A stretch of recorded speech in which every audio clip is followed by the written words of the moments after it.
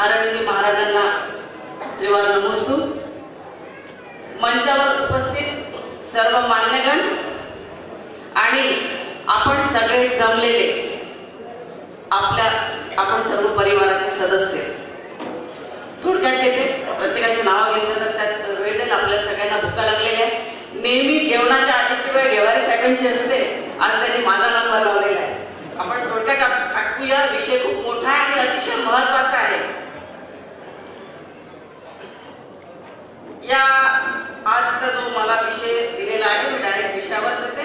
जैन समाजाच्या आर्थिक शैक्षणिक क्षेत्रातील नव्या दिशा व व्यावसायिक आव्हाने. हा एक 45 मिनिटाचा विषय नाही आहे. हा खूप वास्ट विषय आहे, पण आपण त्याला जेवढ्या विषयांना स्पर्श करून जाता येईल आणि नेमकं आपण काय इम्प्लिमेंटेशन यात करू शकतो तेवढंच मी तुम्हाला सांगणार आहे. आपली आर्थिक स्थिती कमजोर आहे असं सतत आपणच आपल्याला म्हणत असतो. सगळ्यात चुकीची गोष्ट, आणि मी सर्वांना मान्यवरांना विनंती करेन की यावेळेस मागचा इतिहास किती गरीब होतो हा न सांगता वर्तमानात आम्ही करोडपती आहोत, अब्जोपती आहोत हे सांगणं गरजेचं आहे. कारण 1% निगेटिव्हनेस जर तुम्ही आणला तर उगाच जे नाही ते डिप्रेशन मध्ये येतात. व्हाय डोंट ऍक्सेप्ट दॅट आम्ही आहोत. अर्ध्या तासात जर तुमची कॅपॅसिटी 1 करोडची आहे आणि बाकीच्यांच्या अनेकांच्या मनात दान द्यायचं होतंय, पण ते त्यांनी काहींना समोर येऊन द्यायचं नसते किंवा कुणाला असं वाटतं माझी 25,000ची रक्कम कमी होईल का, तर असा एक जो आपल्यामध्ये एक कॉम्प्लेक्स आहे त्यामुळे काही समोर आले नाहीत. Otherwise we are rich. कोणत्याही समाजापेक्षा कुठेही कमी नाही. तर मला हे जे आव्हान आहे या आव्हानातलं सगळ्यात पहिलं आव्हान मग शैक्षणिक, आर्थिक आणि व्यावसायिक क्षेत्रातलं पहिलं आव्हान आपल्या समोर हे आहे की आपण स्वतःला गरीब मानतो. सो आपल्याला हे सगळं बदलायला हवं. To be born as a poor it's not your mistake, but to live as a poor it is 100% your mistake. तुम्ही गरीब जन्माला आला हा तुमचा दोष नाही, पण तुम्ही गरीब म्हणून जगाल हा 100% स्वतःचा दोष आहे. आई वडिलांचं काम असतं फक्त जन्म द्यायचं आणि त्याला एक समज होईपर्यंत वाढवायचं. नंतर तुम्हाला हात दिले, डोकं दिले, सगळ्या गोष्टी दिलेल्या आहेत. मग तुम्ही डिपेंडंट का आहात? आम्हाला कोणीतरी मदत केली पाहिजे, आम्हाला कोणीतरी काहीतरी दिलं पाहिजे, सतत आपल्या असे असतात. का रे बाबा काय शिक्षण नाही, आम्हाला सांगायलाच कोण नव्हतं. आजच्या परिस्थितीत, जुन्या काळातल्या गोष्टी विषय, पण आजच्या परिस्थितीत तुम्ही आम्ही कोणी हेच म्हणू शकत नाही की आमच्याकडे रिसोर्सेस नाहीये. शैक्षणिक क्षेत्रात किंवा आर्थिक क्षेत्रात प्रगती करण्यासाठी तुमच्याकडे एक ते मोबाईल, अख्ख्या दुनियेचं नॉलेज, कोण कसा श्रीमंत झाला है ना, एकदा टाईप करा गुगलवर, सगळं येतं. माझी ही 100% धारणा आहे. धारणा नाही, कॉन्फिडन्स आहे. जगात पैसा कमी नाही. You just call them. पैसा पाहिजे, इच्छा तर व्यक्त करा. शिक्षण घ्यायचंय, इच्छा तर व्यक्त करा. मला करायचंय. पहिली गोष्ट या सगळ्यांमध्ये शिक्षण, आर्थिक आणि व्यावसायिक क्षेत्रात तुम्हाला प्रगती करायची असेल तर पहिलं काय आहे, माझा निश्चय. मला काय पाहिजे हे मी स्वतः ठरवायला पाहिजे आणि त्याचा कॉन्फिडन्स असला पाहिजे. उदाहरण आहे का तुमच्यासमोर, तुम्ही सांगता अरे हा ना शून्यातनं माणूस उभा राहिला, मग प्रत्येकजण शून्यातनं उभा राहतो. त्यात कौतुकाचा विषय नाहीये. तुम्हाला ते मागता आलं पाहिजे, तुम्हाला ते घेता आलं पाहिजे. मग यामध्ये आपण काय करू शकतो, कशा पद्धतीनं शिक्षणाची सुरुवात करायला पाहिजे. अजून एक धारणा आहे की बाबा अशा पद्धतीचं शिक्षण झालं तर मी चांगला बिझनेस करू शकते. बिझनेस आणि शिक्षण याचा अर्थात संबंध आहे. तुम्ही इंजिनियर व्हा आणि एखादी वेगळ्या फील्डची इंडस्ट्री टाका, काहीच फरक पडत नाही, पण शिक्षण पाहिजे एवढं नक्की. त्यामुळे डोक्यात एक फिक्स बसलेले, अरे नाही MBA केलं तरच मी मार्केटिंग करू शकतो. काय बेसिक मार्केटिंगचं? मार्केटिंगचं बेसिक आहे तुम्ही जे प्रोडक्शन तुमच्याकडे मार्केटिंग एजंट म्हणून किंवा एक मार्केटिंग एजन्सी तुम्ही एक सर्व्हिस इंडस्ट्री उभी केली, त्यात तुम्हाला XYZ कंपनीचे प्रॉडक्ट्स घ्यायचे आणि त्याचं मार्केटिंग करायचं. मार्केटिंग करायचं म्हणजे काय, ते समाजाच्या शेवटच्या थरापर्यंत ते तुमचं प्रॉडक्ट गेलं पाहिजे. अतिशय सिंपल साधा मार्केटिंगचा रूल आहे. मग त्यासाठी वेगवेगळ्या ऍडव्हर्टाइजमेंट करणं वगैरे. मग हा विषय नॉन MBA करू शकत नाही? करू शकतो, निश्चितपणे करू शकतो. असे अनेक उदाहरणं आपल्या समोर आहेत की MBA झालेल्या, विदाउट MBA झालेले व्यक्ती अतिशय सुंदर पद्धतीनं मार्केटिंग करू शकतात. फायनान्स, एखादं कुठलंही इंडस्ट्री उभी करायची असेल किंवा व्यवसाय करायचा असेल, यासाठी अर्थसहाय्य महत्वाचं असतं. मग त्यासाठी त्याला बँकेच काढायला लागतात. आता मला वाटतं फडकुले साहेब डॉक्टर आहे, काय अर्थ होतात? आता ते काही संबंध आहे त्यांच्या डॉक्टरकीचा आणि बँकेचा? काहीच नाही. आमच्या समोर एक उदाहरण, आमच्या बुलढाण्यातले पाहिजे चांडक म्हणून आहे, ते 10वर फेल आहे आणि आज त्यांचं हजारो करोडचं बँकेचं एम्पायर आहे आणि त्यांच्या एकट्याच्या बुद्धिमत्तेवर आहे. हे उदाहरण मी यासाठी सांगते आहे, जसं डॉक्टर साहेबांचं उदाहरण आहे तसे समाजातलं कुठलंही चांगलं उदाहरण असेल तर ते आपल्याला ऍक्सेप्ट करायलाच पाहिजे. मग ही अशी उदाहरणं असताना आपण डोक्यात, आपण म्हणजे इथं पालक बसलेले म्हणून मी स्पेसिफिक सांगते आहे की तुम्ही ठरवून देता की मुलांनी काय करायचं. बाबा नोकरीच करायची आहे तुला, कारण काय तर सायलेंट लाईफ व्हायचं. मुलगी कोणाकडे द्यायची आहे? नोकरीवाल्याकडे द्यायची आहे. बरोबर आहे ना? सगळ्या समाजाचा हाच प्रॉब्लेम आहे. का बरोबर? शेतीत तर करोडोचं उत्पन्न मिळते, 24/7 पैसा खेळता असतो. आपण हे कुठेतरी डोक्यात घालून दिलेलं आहे की बाबा नोकरीच करायची आहे. आणि म्हणून मग आता आपल्याला आजही जुने उदाहरणं द्यायला लागतात की आमच्या या काळात जे नोकरी करत होते आता आम्ही दुसरीकडे नोकरी करतो. सो आजचा शिक्षणाचा विषय कसा असावा, अगदी थोडक्यात मी या सगळ्या गोष्टी सांगते. शिक्षण हे आवश्यक आहे, पण ते घेताना प्रॅक्टिकल असावं. मग तो BA होतोय, BCom होतोय किंवा BSc होतोय आणि त्याची लाईन जी आहे ही वर्ग 8व्या वर्गापासून, आणि ज्यांच्या घरात बिझनेस आहे, इंडस्ट्रियलिस्ट आहे, त्यांच्यात तर ते लहान मुलं अगदी 5व्या वर्गापासूनच त्यांना माहित असतं की आपल्याला बिझनेस करायचा आहे. ही त्यांच्या डोक्यात रुजवणं की तुला काय करायचे हे ह्या गोष्टी आहेत.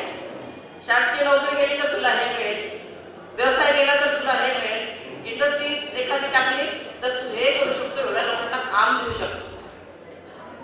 मग हे सगळं सांगणं आणि समजावणं हे आपलं कर्तव्य आहे. कारण आजच्या या कार्यक्रमाला खरं तर युवक इंडस्ट्रीचा विषय सांगत असताना की ज्यांना बिझनेस करायचा आहे ते अपेक्षित होते. म्हणजेच ऑडियन्स हा 10वी 12वी ग्रॅज्युएशन या लेवलपर्यंतचा आम्हाला पाहिजे. आम्हाला तुम्ही स्वतंत्र एक प्लॅटफॉर्म द्या, त्याच्यावर आम्ही एक चांगलं मोठं अधिवेशन घेऊ आणि तुम्ही काय म्हणता आज 1 करोड रुपये हे युवक देतील अशी व्यवस्था आपण करू.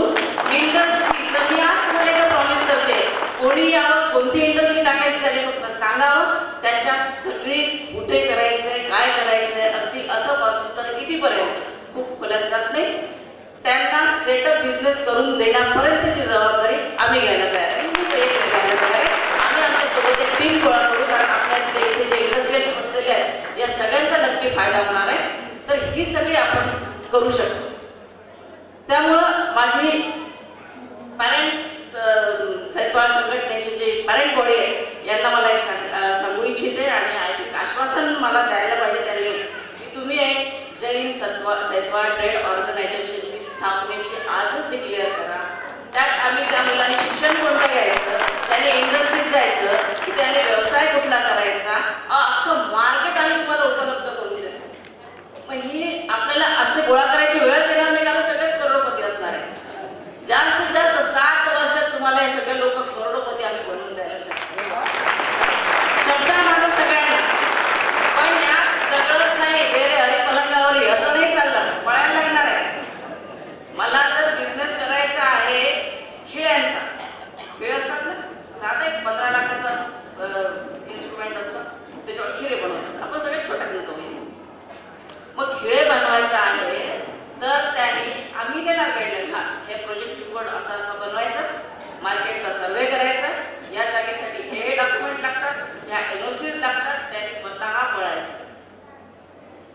कुठला माणूस लावायचा नाही जोपर्यंत तो त्या कार्यालयात जात नाही किंवा त्या मार्केटमध्ये जात नाही तोपर्यंत त्याला नंतर तुम्ही लावा. नंतर मार्केटसाठी स्पेशल, पण मार्केटची रिक्वायरमेंट काय आहे हे बघायसाठी त्याला स्वतः जायला लागेल. सेकंड थिंग की यासाठी गव्हर्नमेंटच्या योजना काय काय आहेत. सर बसलेलेच आहेत मंत्रालयात, त्यामुळे त्यांना माहित आहे MSME नावाची एक मोठी महत्वाकांक्षी योजना शासनाने केलेली आहे. त्यांचा उद्देश हाच आहे की ज्या मोठमोठ्या इंडस्ट्रीज आहेत त्यांना प्लस मोठ्या इंडस्ट्रीज बनवायसाठी सगळ्यांची इन्व्हॉल्वमेंट असावी. यासाठी मायक्रो स्मॉल मीडियम अशा पद्धतीचं एक मंत्रालय स्थापन केलेलं आहे आणि त्या अंतर्गत सगळ्या युवकांना स्टार्टअप बिझनेस ज्याला म्हणतो म्हणजेच की प्रत्येकाने तो आपला व्यवसाय सुरू करावा आणि आपल्यासोबत एक 50 जणांना जॉब द्यावा. म्हणजेच एम्प्लॉयमेंट जनरेशन हा जो विषय आहे हा आपल्याला इथून सुरू करायला लागेल आहे, आपल्यापासून सुरू करायला लागेल. बाकी देशांचं तर आपण म्हणजेच देश आहे ना, आपण म्हणजेच समाज आहे, कुटुंब म्हणजेच समाज आहे. तर ही सुरुवात कुठेतरी आपल्याला करायला लागणार आहे. मग हे करत असताना त्यासाठी रिक्वायरमेंट काय काय आहे अगदी एका क्लिकवर सगळं माहिती होतो. अगदी एका क्लिकवर MSMEची वेबसाईट तुम्ही उघडा, किती लाखापर्यंत कोणत्या बिझनेससाठी आहे, 25 लाख ते 50 लाख, 1 करोड ते 10 करोड मीडियम मध्ये येतो. हे अशा ज्या आहेत आणि रेट ऑफ इंटरेस्ट काय आहे 0 1.2 to 1.50% रेट ऑफ इंटरेस्ट आहे. इतके बेनिफिट्स आहेत पण त्यासाठी तुम्हाला चक्र घालायला लागते. तुम्ही म्हणाल की सगळं मला आता मी सुरू केलंय मला 6 महिन्यात रिझल्ट मिळेल असं नाहीये. पण एक मात्र आहे ज्याच्याकडे बिझनेस असतो तो राजा असतो. आपल्या सगळ्यांना राजा व्हायचंय. मागचा इतिहास पुसून टाकलेला आहे, आपण टाकलेला आहे. यानंतर तो विषयच येणार नाहीये की आमच्या मागच्याने काय केलं.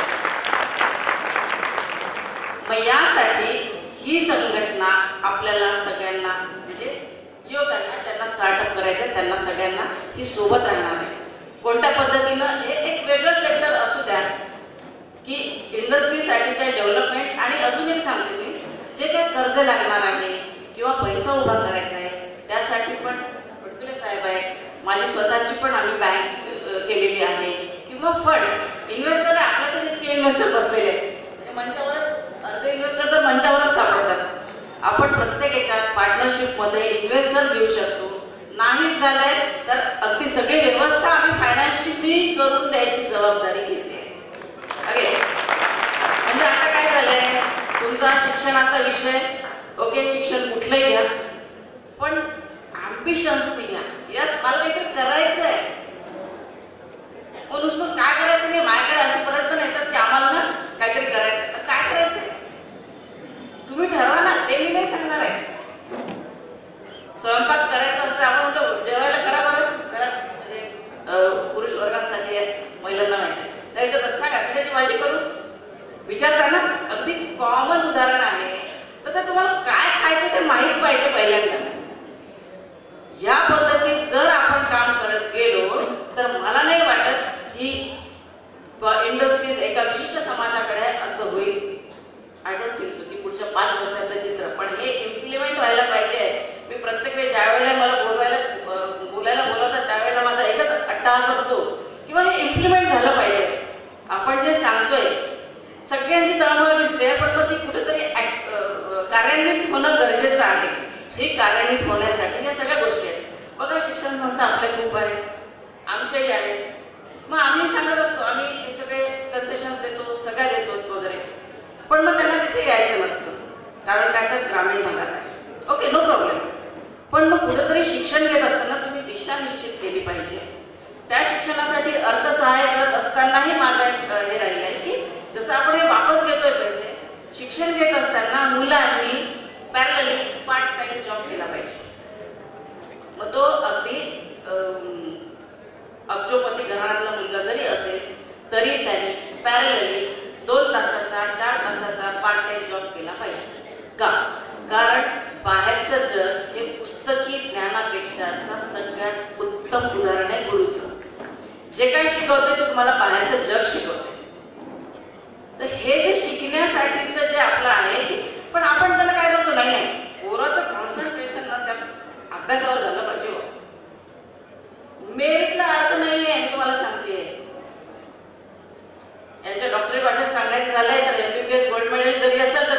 इंजेक्शन द्यायला घाबरते, पण ती जी नर्स असते ना, तिचा 10 वर्षाचा अनुभव असते, ती डॉक्टरांच्या वतीने इंजेक्शन देते.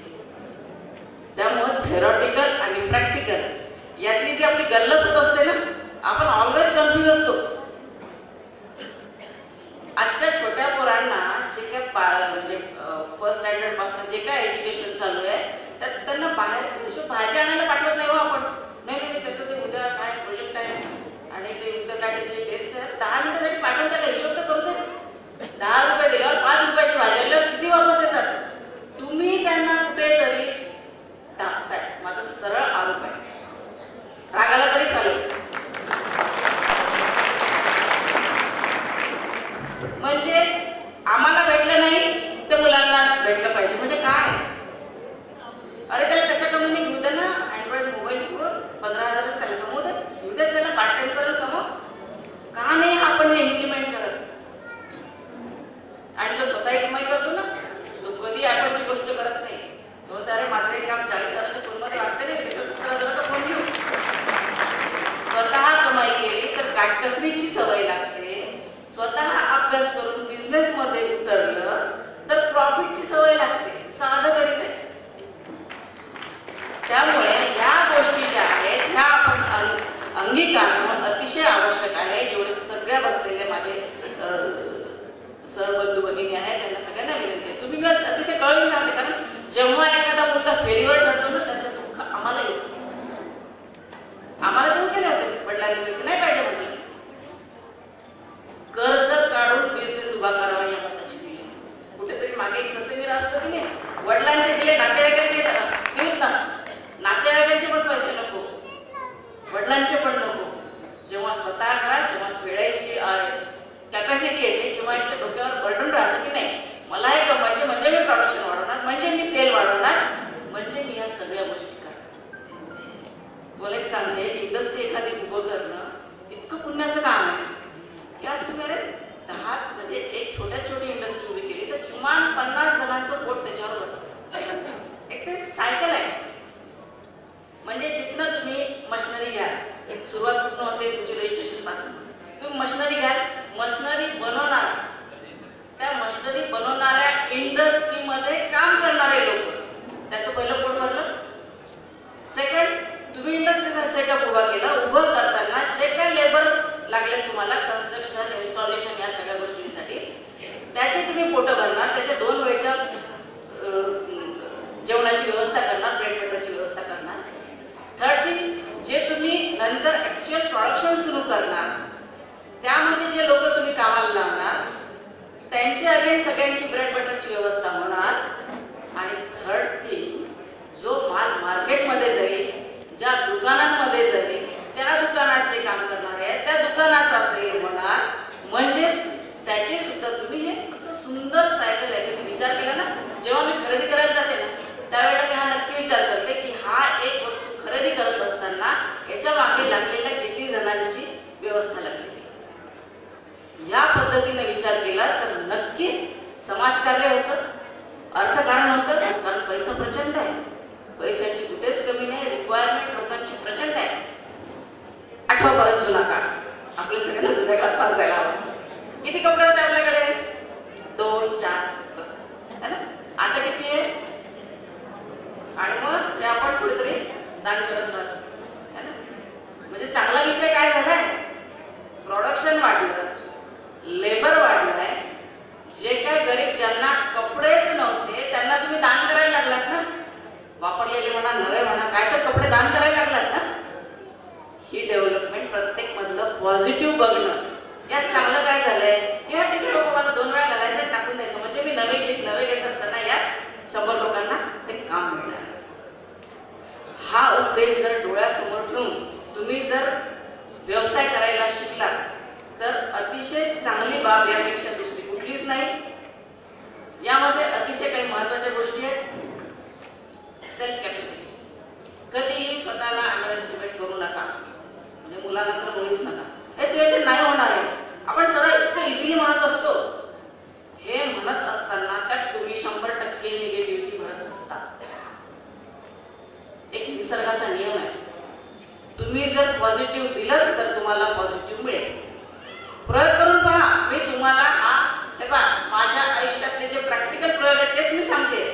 कुठली इकडची तिकडची गोष्ट घेऊन नाही सांगत. 10 लाख जवळ ठेवा आणि सांगा मला 2 करोडचा प्रोजेक्ट टाकायचा आहे, पण त्या कॉन्फिडन्सनी उतरा. नाही झालं तर माझ्याकडे मी वाटेल ती शर्यत करायला तयार आहे, पण तो कॉन्फिडन्स असा पाहिजे की त्यात 1 नाही 0.0.1% पण निगेटिव्हिटी नाही. अरे जमेल का हा प्रश्नच नव्हतो. तो 100% जमणार आहे आणि तो होणार आहे. इतके व्यवसाय आहेत म्हणजे थाउजंड्स ऑफ बिझनेस आहे, मी नाव नाही सांगू शकत. प्रोडक्शन इंडस्ट्री आहे, सर्व्हिस इंडस्ट्री आहे, रिटेल इंडस्ट्री आहे, होलसेल इंडस्ट्री आहे, मेडिकल इंडस्ट्री वेगळी आहे, प्रचंड आहे. आता काउंट नाही सांगू शकत. मग त्या लोकांनी आपण ठरवायचं आहे काय करायचं. एखादा डिफार्म झालेला आहे त्यांनी छोटे छोटे झेंडू बाम तुम्ही का नाही काढू शकत. आज त्याची 36 रुपये किंमत आहे. उतरा की कॉम्पिटिशन मध्ये. झेंडू बामचं मार्केट आहे. म्हणजे आज त्या छोट्याशा डबीची किंमत काहीतरी 7 रुपये वगैरे होती, आता 36 रुपये आहे विथ ऑल टॅक्स. तो सगळ्यांच्या घरात 100% असणार आहे की नाही. सगळ्यांच्या घरात. मग का नाही तुम्ही करू शकत. जुने ग्रंथ काढा किंवा एखाद्या आजीबाईला मला बाबा डोकं दुखतंय ते अमृतधारा कशी बनवते. अमृतधारात वॅक्स मिक्स केला की त्याचा झेंडू बाम होतो. अतिशय सिंपल साधं लॉजिक आहे. त्यात अजून काही टेक्निकल्स ऍड केले, मग हा व्यवसाय काय नाही. आपण काय करतो, झेंडू बामचं मार्केट आपण कसं करणार. आपला पहिला प्रश्न, बरं त्याच्या कॉम्पिटिशनला बापरे कसं काय जाणार. तुम्ही म्हणत नाही त्या धंद्यात काय नाही, सगळ्यांचे तेच आहे, आपण काय तोच करायचं. त्यात जर तुम्ही वेगळी क्वालिटी दिली किंवा एखाद्या वेगळ्या कन्सेप्टने तुम्ही उतरला तर तो बिझनेस का नाही सक्सेस होणार. अजूनही किती जणांची कॅपॅसिटी आहे आपल्या ह्याच्यात. 1 अब्ज लोक आहेत भारतात. 1 अब्ज लोक, 1 बिलियन. ओके, तर त्या लोकांपर्यंत अजूनही ती डबी पोहोचली नाही ना. अशा कित्येक गोष्टी आहेत ज्या प्रत्येक लोकांना आवश्यक आहे, त्या पोहोचल्या नाही. मग आपण काय म्हणतो, रिलायन्स वाला ना ते काय फुकट वाटलं. ही बिझनेसची टॅग आपल्यालाही येते. आपल्याला माहिती आहे रिलायन्स वाल्यांनी काय केलं, जिओ फ्री केला. खरंच त्यांना दान करायचं होतं का. अहो जीएसटी सगळा माफ झाला ना. 2 नंबरचा पैसा 1 नंबर झाला. फ्री मधले पब्लिसिटी झाली. ओके, सगळ्यांना सवयी लावल्या आणि मग रेट वाढवून दिली. हा बिझनेस आहे. मग ह्या पद्धती तुम्हाला कळतात, वळत का नाही. सुरुवात जर छोट्यापासून करायची तर ते मोठं होत असतं. प्रत्येक बिझनेसला एक लॉकिंग पिरियड असतो. एक 5 वर्ष ते 7 वर्ष. 7 वर्षापर्यंत तुम्हाला नेट प्रॉफिट म्हणजे मग आता सगळं फ्री झाले लोन आणि मग आपल्याला भेटले असं होत नसतं. पण मग असा विचार करत असताना आपण सगळ्यांची जनरल मानसिकता काय, अरे 7 वर्षाचा ब्रेक इव्हन पॉईंट आहे, बँकही सांगते बरोबर आहे. त्यानंतर तुमचे सीए पण सांगते मॅडम हा बिझनेस करताना तुम्हाला ब्रेक इव्हन पॉईंट 7 वर्षाचा राहील, 5 वर्षाचा राहील. ब्रेक इव्हन पॉईंट म्हणजे काय माहिती आहे का, कम्प्लीट प्रॉपर्टी फ्री होणं. याचा अर्थ तुम्हाला काहीच पैसा भेटत नाही का. कारण त्याचं असं असतं की जेव्हा आपण एखादी बॅलन्स शीट बनवतो त्यावेळेला आपण आपला पण सॅलरी त्यात इन्क्लूड करत असतो ना. म्हणजे आपण कमवून राहिलो ना. हा आपण विचारच करत नाही. घरी एक तर मग ते पूर्ण आपण समजून घेत नाही. नाही बिझनेस मध्ये 7 वर्षाचा ब्रेक इव्हन पॉईंट आपल्याला काही करायचं नाही. आणि मग नंतरचा प्रॉफिट काय करतो आपण, त्यात नवीन नवीन नवीन नवीन वाढवत जातो. म्हणजे तुमचे असेट्स वाढत जातात, तुमची प्रॉपर्टी वाढत जाते, बिझनेस वाढत जातो, तुमचं इन्कम वाढत जाते. पाहणे इन्कम टॅक्स असं डे टू डे तुम्ही फाईल करत जाताना वर्षाचं या वर्षाचं 10 लाखावर केलं, पुढच्या वर्षी 20 लाखावर करतात. ह्या बिझनेसच्या ज्या टॅक्टिक्स आहेत, खूप छोट्या छोट्या गोष्टी आहेत, ह्या समजून घेणं अतिशय गरजेचं आहे. या कॅपॅसिटीमध्ये आपली कॅपॅसिटी कॅल्क्युलेट करताना एकच मी सांगितलं, थिंक बिग, मोठा विचार करायचा. अरे ते बघ, अंथरूण पाहून पाय काय म्हणतात त्याला, अंथरूण पाळून पाय पसरावे ही म्हण जुनी झालेली आहे. त्यावेळेला रिसोर्सेस नव्हते, बँका नव्हत्या, आपले सगळे फायनान्शियल्स अवेलेबल आहेत. लोन घ्या, फक्त एकच आहे, ते इमानदारी फेडल्या गेलं पाहिजे. नाही तर मग तेवढी तयारी ठेवायची की माझी प्रॉपर्टी जप्त होणार आहे, हा धाक असलाच पाहिजे. सक्सेस तुमच्याकडे 100%. त्यामुळे पहिले स्वप्न पाहणं शिकायला पाहिजे. एक छोटंसं उदाहरण सांगतो. आपण शिखरचं पहाड चढायला जातो किंवा गिरनारचं. मला एक सांगा, आपण पहिले तर शेवटची पायरी कितीवर आहे बघतो का? एक ध्येय असतं आपलं, है ना, की आपल्याला ती पायरी आपल्याला चढायची आहे. ती दिसत पण नसते, पण आपल्याला त्या वरच्या पायरीपर्यंत जायचं असते. मग जेव्हा चढायला जाता तेव्हा तुम्ही काउंट नाही करत ना, किंवा मग तिथपर्यंत जायचं आहे. बस हेच धार्मिक अतिशय उत्तम उदाहरण आहे. ही एक कुठली तरी एक परिक्रमा आहे, शिखरचा चढ आहे किंवा गिरनारचा चढ आहे किंवा कैलास पर्वताचा चढ आहे असं समजायचं आणि त्या पहिल्या पायरीपासून सुरुवात करायची आणि ध्येय ते तुमचं ठेवायचं. 100% यश तुमच्याकडे. जगातली कुठलीच ताकद तुम्हाला अडवू शकत नाही. कॉम्पिटिशन कोणाशीच नाही करायची आहे ना, इथे कॉम्पिटिशन हा विषयच नाहीये. अजून एक महत्वाचं, आपल्या समव्यवसायी लोकांशी जेलसी करायची नाही. जेलसी केले की तुमचा लॉस झाला समजा. बाजूकडे नका बोल. रनिंगचं एक उदाहरण आहे. उदाहरण यासाठी देते की ते खूप इझी जायला पाहिजे. रनिंग करत असताना तुम्ही ऑलिम्पिकच्या मॅचेस बघितल्या असतील, ऑलिम्पिकच्या किंवा कुठल्याही मॅचेस बघितल्या असतील, त्यावेळेला ते रनर जो पळत असतो तो फक्त त्याच्या याच्याकडे बघत असतो. एखाद्याने का जर बाजूच्याकडे बघितलं तर तो 100% हरला. त्यामुळे ही आयुष्याची कॉम्पिटिशन आहे. मग ही कुठली पण घ्या, धार्मिक घ्या, शैक्षणिक घ्या, हे उदाहरण युनिव्हर्सल उदाहरण आहे, मल्टिपल उदाहरण आहे. मग तुम्ही शिक्षण घेत असाल तरी पण बाजूच्याशी पाहू नका, तुम्ही त्यांना कॉम्पिटिशन मध्ये टाकू नका. त्याला त्याचं ध्येय, बाबा तुला हे गाठायचं, ते कसं गाठायचं तू पळत जा, चालत जा, चढून जा, गाडीवर जा, कसं जायचं हे तुला ध्येय गाठायचं. That's it. या पद्धतीनं तुम्ही त्याच्या याच्यात जर पॉझिटिव्ह एनर्जी जर देत गेलात तर 100% यश आहे. आणि सोबत धार्मिकता द्यायला विसरू नका. यश तुम्हाला तेव्हाच मिळेल जेव्हा धार्मिकता असेल. धार्मिकता काय बेसिक आहे हो. कारण सांगतात आम्ही मग बाहेर जातो, बाहेर गावी जातो, कांदा लसूण मुलाला खायलाच लागते. हॉस्टेलमध्ये आम्ही पण हॉस्टेलला राहिलेले आहे. आम्ही पण परदेशात जातो, आम्हाला भेटतं का जैनमध्ये आम्ही सोबत काय नेतो, स्ट्राउट सगळीकडे सगळं मिळतं. कलिक सोडून सोबत न्यायची तेवढी. आपण मुलांना सांगतो नाही नाही बिचारा बाळा, खाण्याचा आणि सगळं काय संबंध नाहीये. तुम्ही ठरवा वरण भात भाजी पोळी खायचं आणि मला स्ट्रॉंग व्हायचं. अगेन हा विषय आपल्या मानसिकतेचा. आम्हीच ठरवतो आम्ही लठ्ठ झालो, आम्ही लठ्ठ झालो. अरे इमॅजिन करा, माझं महिनाभरात वजन कमी करणार आहे, जेवतात तेच आहे ना. हे सगळे ज्या गोष्टी आहेत ह्या आपण पोरांच्या डोक्यात घुसवत असतो. नहीं चालते बजाओ देखा. महाराज जी इसका ना जमता नहीं खाने का, थोड़ा बैलेंस खाना पड़ता है. महाराज जी काय सांगणार हे तुम्ही ठरवायला पाहिजे. अजून एक कारण सत्वा समाजाला जे लोक नावं ठेवतात त्याचं कारण आहे आपण अजूनही कांदा लसूण फ्री झालेलं नाही. झाल्यास तर सांगा, घरात करतोच आपण. हे सोडायला पाहिजे का? त्यांनी बॉडीची सगळी सिस्टीम खराब होतं. डॉक्टर साहेब आहेत, अजून सायंटिस्ट आहेत, तुम्ही त्या सायंटिस्टचा रिसर्च घ्या आणि चौकशी करा. शिक्षणामध्ये मुलं का मागे आहेत? कारण ज्या समाजाशी तुम्ही कम्पेअर करतात त्यांच्या घरात कधीच कांदा लसूण येत नाही, हे बघितलेलं आहे. मग ते श्वेतांबर असो की मारवाडी जैन असो, थोडेफार असतील. बघा प्रत्येकाला अपवाद हा असतोच, पण जे नाही त्याचं कारण आहे. जर तुम्ही लहानपणापासून हे मुलांना दिलं नाही तर बॉडीतले जे हार्मोन्स किंवा ज्या पेशीज असतात त्या उत्तेजित होत नाही. कुठलेही बॉडीतलं हार्मोन्स उत्तेजित झाले की मनाची चंचलता वाढते. मग तो अभ्यास करणार नाही, हे खेळेल ते सोडून देईल, ते खेळेल ते सोडून देईल. या अशा प्रकारची चंचलता मुलांच्या अभ्यासासाठी अतिशय घातक आहे. विचारशक्ती त्याची कमी करते आणि म्हणून कारण आहे आपण मागासलेले आहे आणि म्हणून कारण आहे की आपल्याला लोक मागासलेले म्हणतात. तर हा बदल आपण निश्चित करू शकतो.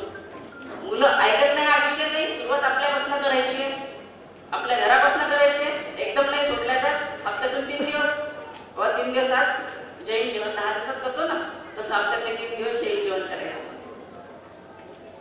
रात्री जेवण हे सगळे हेल्थसाठी आहे. आता वेगवेगळ्या डॉक्टर दीक्षित हे जे सगळे लोक आज आलेले आहेत ते जैनच जी जैन मॅथॉलॉजी आहे, आपले जैन शास्त्र आहे, जे लिव्हिंगचं शास्त्र आहे, कसं राहायला पाहिजे, आपली चर्चा कशी असायला पाहिजे, हेच सगळं ते लोक सांगत आहेत, ते आपण करतोय. मी काय आम्ही ते दीक्षित करतोय आहे ना, आजकाल ते फार फॅट झालेलं आहे. आम्ही दीक्षित करतोय काय बाबा, सकाळी 10 वाजता येतो, संध्याकाळी अरे आम्ही तेच तर सांगून राहिलो ना, ओरडून तेच तर सांगतोय. पुनोदन करा, उपवास करा, काहीतरी पदार्थ सोडा, हे सगळं तेच तर सांगत आहे.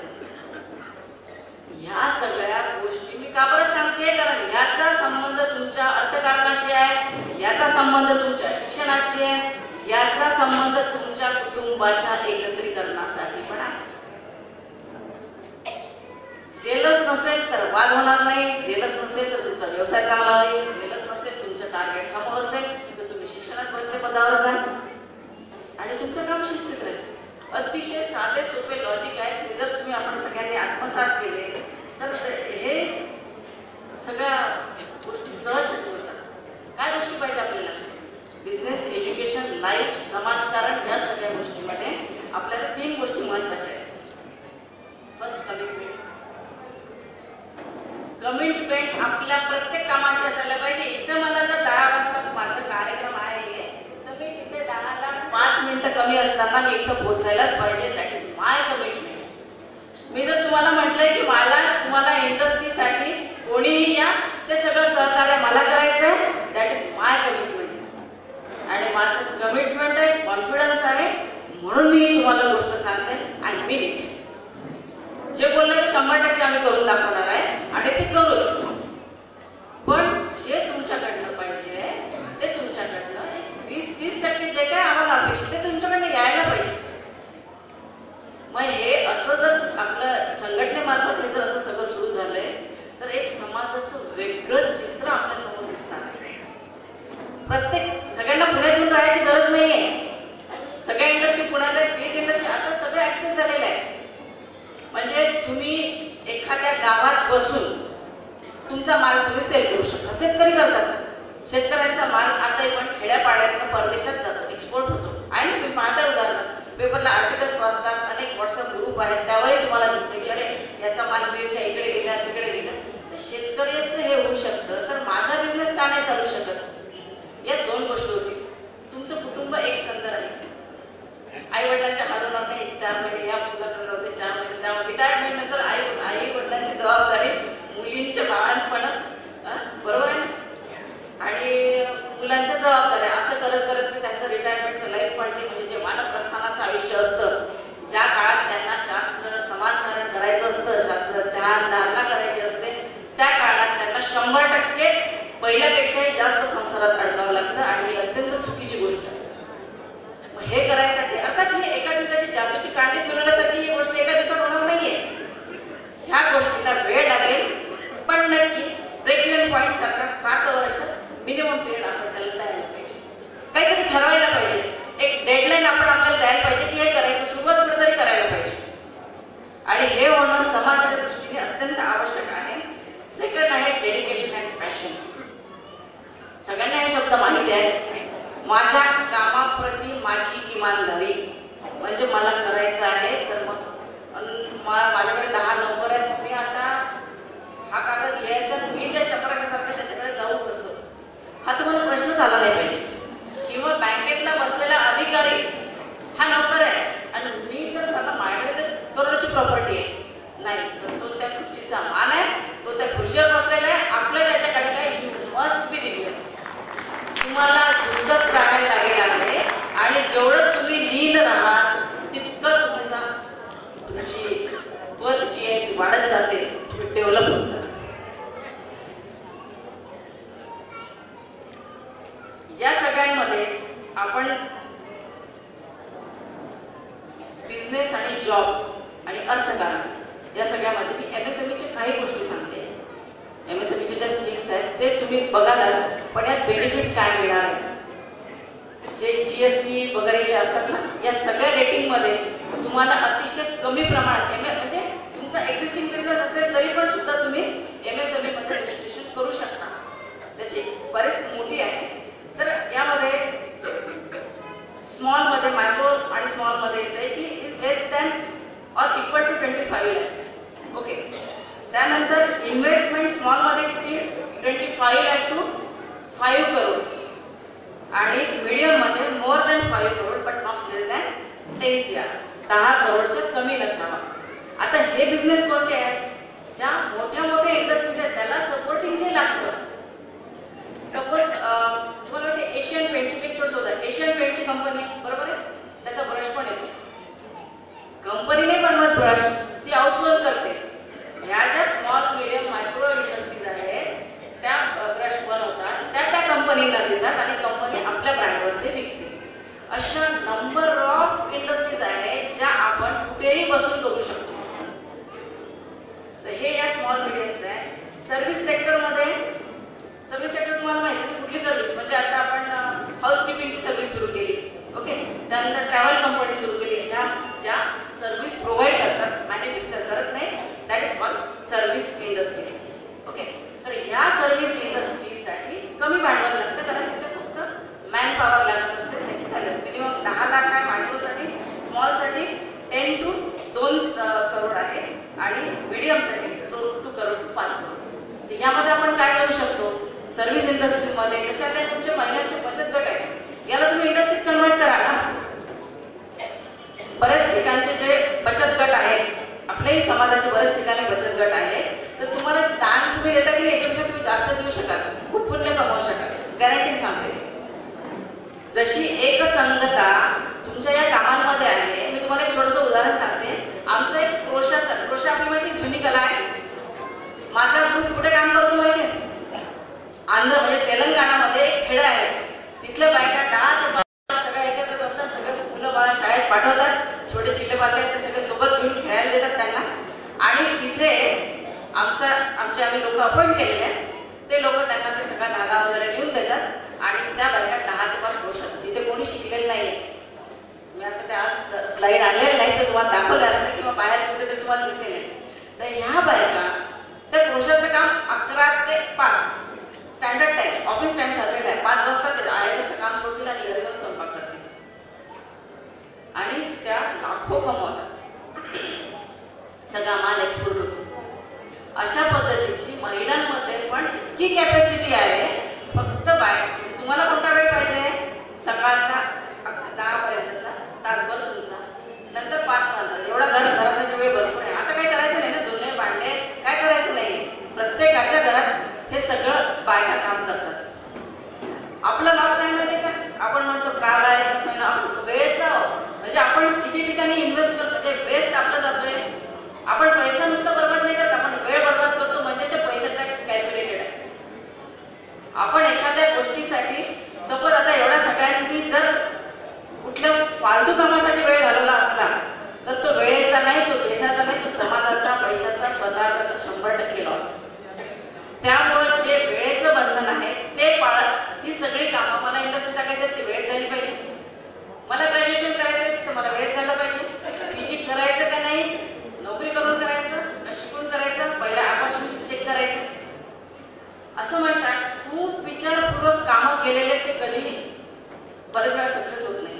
अति विचार करणं काही वेळेला त्रासदायक असतं. त्यामुळे उडी घेणं ज्याला म्हणतो आपण करायचं आहे आणि फोर्सने उडी मारायची हे सगळ्यात महत्त्वाचं आहे. यामध्ये MSMEच्या रजिस्ट्रेशन 2019 पासून जे रूल अप्लाय झालेला आहे त्याबद्दल मी थोडं सांगेल आपल्याला. GSTच्या ज्यांनी MSMEचं रजिस्ट्रेशन केलं त्यांना 2% ची क्रेडिट स्कीम अवेलेबल आहे, ओके. त्यानंतरचे बेनिफिट काय? Bank loan with 1 to 1.5% rate of interest मिळणार. हा, पण तुम्हाला ते लगेच नाही, तुम्ही थकून नाही द्यायचं. या मी सगळ्यात वारंवार एका सांगते, कारण गव्हर्नमेंटच्या स्कीमचा फायदा घ्यायसाठी तुम्हाला थकायला चालत नाही. 10 वेळा तरी जायला लागतं, 15 वेळा, पण त्या नव्या जोमाने तुम्ही गेला पाहिजे आणि पॉझिटिव्हली गेलं पाहिजे. काम होणार आहे. कारण 1.5% मध्ये जर मला 10 चक्रा मारायला लागल्या तर त्याला काही अर्थ होणार नाही. त्यानंतर credit for minimum tax carried up to 15 year. 15 वर्षासाठी जे जे टॅक्सेस लागतात ते सगळे अतिशय मिनिमम रेटमध्ये आहेत. मग GST पासून तर सगळे रेट्स. आणि महिला एंटरप्रेनर्ससाठी, महिला बचत गटांसाठी अतिशय चांगल्या स्कीम आहेत. त्या स्कीमचा फायदा घ्यावा आणि आपल्याला शासनाच्या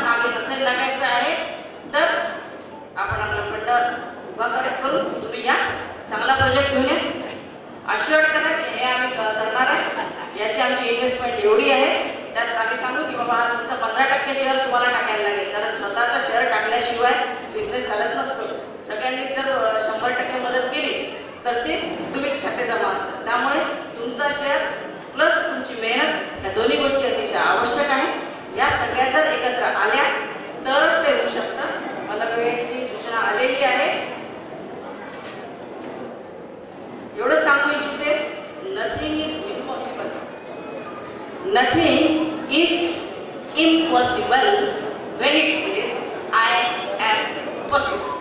So we all are possible for all things. आम्ही कशासाठी काही पण करू शकतो ही फक्त ताकद तुम्ही समजून घ्या आणि 100% वर्क करा. अध्यक्षांना मी विनंती करू इच्छिते की आम्ही जो प्रस्ताव दिला त्याच्यावर काहीतरी स्टार्ट व्हायला पाहिजे, म्हणजे मग हे सगळं काम आणि आपल्या संस्थेचे फंडिंग वाढतील आणि आपल्याला पुन्हा आम्ही असे होतो हे म्हणायची गरज 100% राहणार नाही. बी पॉझिटिव्ह. सैत्व कुठल्याही क्षेत्रात कमी नाही आणि खरंच आहे आपण सर्वांनी दाखवून दिलंय आपली शक्ती कुठेही कमी नाहीये. सर्वांनी बसून घ्यायचंय 10 मिनिटं.